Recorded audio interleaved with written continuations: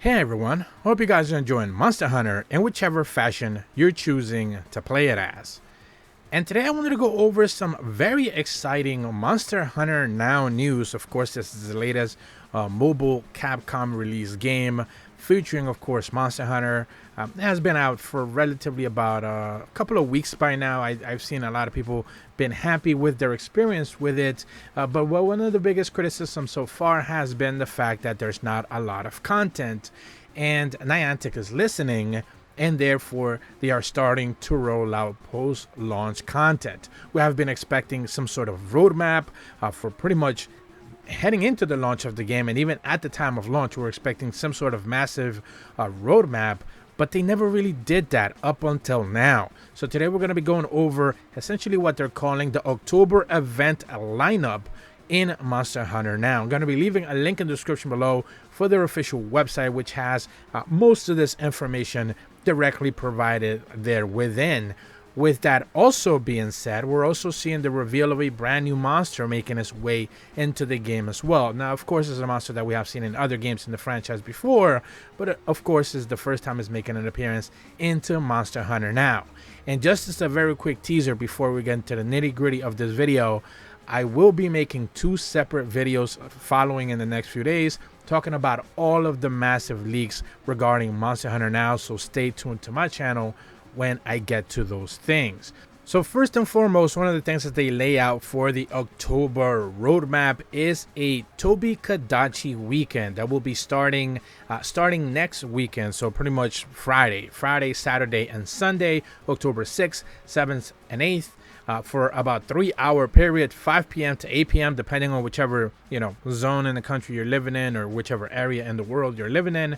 1 p.m. to 4 p.m. on a Saturday, and again on Sunday, 1 p.m. to 4 p.m. Tobi-Kadachi will be appearing more frequently in swamp and forest habitats for all hunters HR 11 and above. So those who have been haunting Tobi-Kadachi armor pieces for higher armor versions and boosters, you're going to be able to do that starting this weekend. So relatively tame for the very first week. Things begin to get better the subsequent day. They're calling this the Rathian and Pink Rathian week, which essentially confirms that yes, Pink Rathian is making an appearance in this game. This week marks your first attempt to encounter a Pink Rathian. On top of that, both Rathian and Pink Rathian will appear more frequently than usual during this weekend. The dates pretty much begin on October 9th, so this would be, I believe, the beginning of next week to October 13th, so the end of next week. From, I guess, 12 a.m., so that's pretty much the beginning of October 9th, to about 5 p.m. on Friday. So they're basically saying that as long as you have completed a Chapter 9 and unlocked Rathian hunts, Pink Rathian will appear in low numbers in forest habitats. Basically, they are confirming that. They also mentioned that in addition, during the following times, Pink Rathian and Rathian will appear more frequently than usual in forest habitats for hunters HR 11 above. So they're essentially repeating the same thing from Tobi-Kadachi the week prior. This will be for the weekends of October 13th, 14th, and 15th, 5 p.m.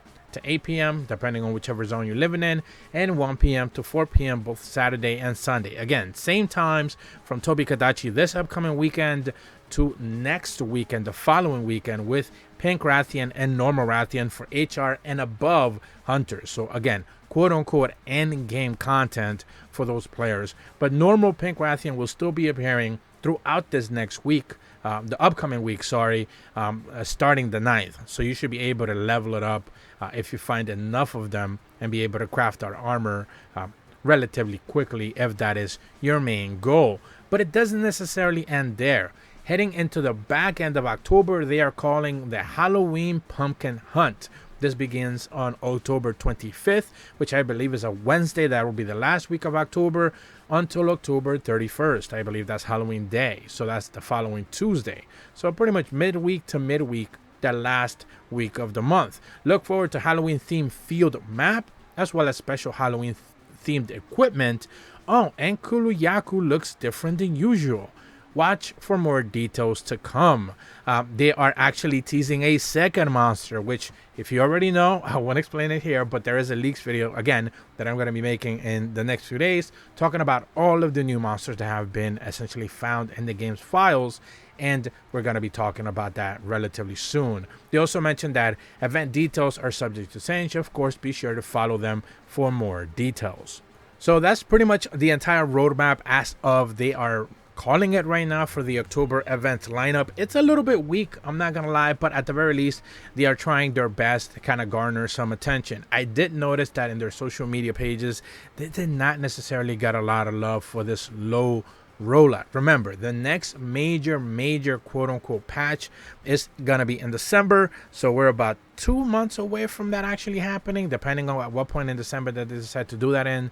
So they're gonna drip feed content. If you guys have been complaining about Monster Hunter just with Capcom's handling of it as they drip feed content, you know, get ready for Niantic's version of it. They're going to be doing the same thing. And I don't particularly understand why they are doing limited hours on top of that. You know, like when they're talking about, for example, the Tobi-Kadachi weekend, this upcoming weekend, Friday through Sunday, you know, 5 p.m. to 8 p.m. on Friday, 1 p.m. to 4 p.m. both Saturday and Sunday. Why would he do that? Why wouldn't he just give everyone access to the entire day to be able to have HR 11 hunts of Tobi-Kadachi instead of just boosting them for one specific hour? I don't understand that. I hope they adjust that heading into the future. Same thing with the Rathian and Pink Rathian event, and subsequently the weekend of, you know, heading into Halloween weekend, you know, for the Kuluyaku and the other monsters, other version of Kuluyaku that they're going to be teasing as well, presumably heading into after they do the Pink Rathian stuff.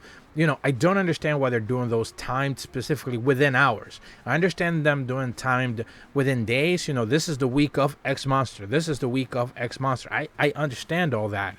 I don't necessarily understand why they're tying it to just specific hours within the day. I don't get that at all. It just doesn't make sense to me. You want people to actually go out and walk and gain access to these monsters specifically on just those hours. But what if they're working? What if they're sleeping? What if they're sick? It's just so many hindrances that I don't quite understand. Hopefully, though, like I said before, and I've teased already twice before, when I talk about the leaks, I can make a little bit heads and tails out of that, because at the end of the day, there are a lot of leaks happening for Monster Hunter now. A lot of good things are coming, but I'm not necessarily sure Niantic is handling this in the best way possible. Once again, link in the description below for their official page that has been fully updated with the October roadmap for Monster Hunter Now. But that's about all the information that I have for you guys today regarding Monster Hunter Now's upcoming roadmap. If you're brand new to my channel, though, be sure to leave a like and subscribe, and stay tuned for the next leaks video. I'm pretty sure it's going to be very exciting for you guys. Hit the bell to receive notifications when the videos go up, and as always, thank you so much for watching. See ya.